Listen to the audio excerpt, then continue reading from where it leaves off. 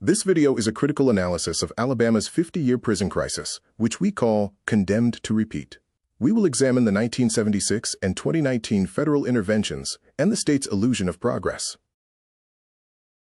Alabama's prison crisis has created a half-century of déjà vu.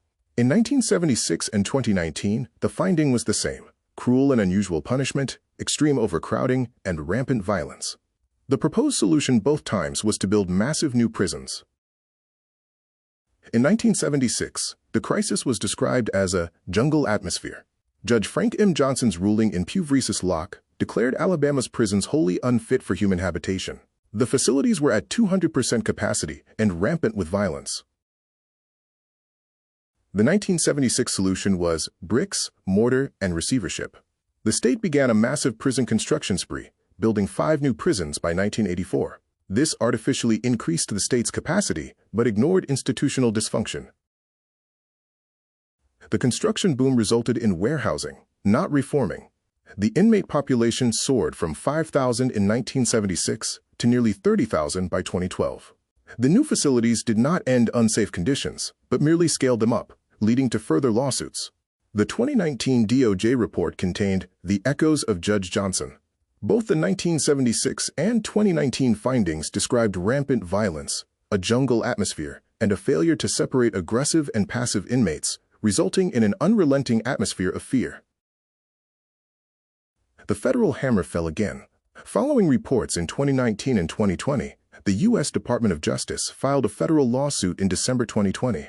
The indictment noted systemic problems, including unreported excessive force, failure to investigate abuses, and active cover-ups.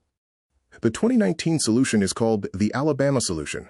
Governor Kay Ivey announced a $1.3 billion prison construction plan to avoid further federal control.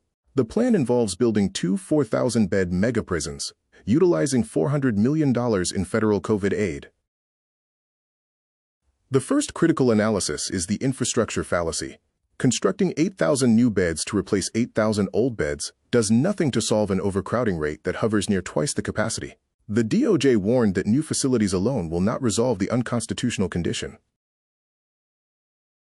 Our second critical analysis focuses on the ignored variables. These include massive staffing deficits, officer-on-inmate violence, and a contraband economy.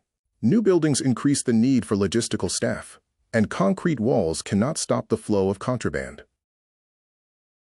The third critical analysis addresses the human and financial toll. While the state commits $1.3 billion to new infrastructure, over 1,040 incarcerated people died in state prisons between the 2019 DOJ report and 2023. The state is presiding over a humanitarian disaster. Breaking the loop requires actual reform in 3 areas. First, sentencing and parole reform must incentivize good behavior. Second, pretrial diversion and unified courts need full funding. Third, mental health and addiction treatment must be addressed outside the penal system. Another crucial reform is addressing the oversight deficit. Internal investigations fail because ADOC investigates itself, leading to whistleblower retaliation. A permanent independent oversight body with subpoena power is required for true facility conditions to be reported. Alabama faces a choice of legacies. The 1980s construction boom proved that new cages do not change the culture of the keepers. Will the state build another $1.3 billion monument to mass incarceration, or finally address the root causes of its Eighth Amendment failures?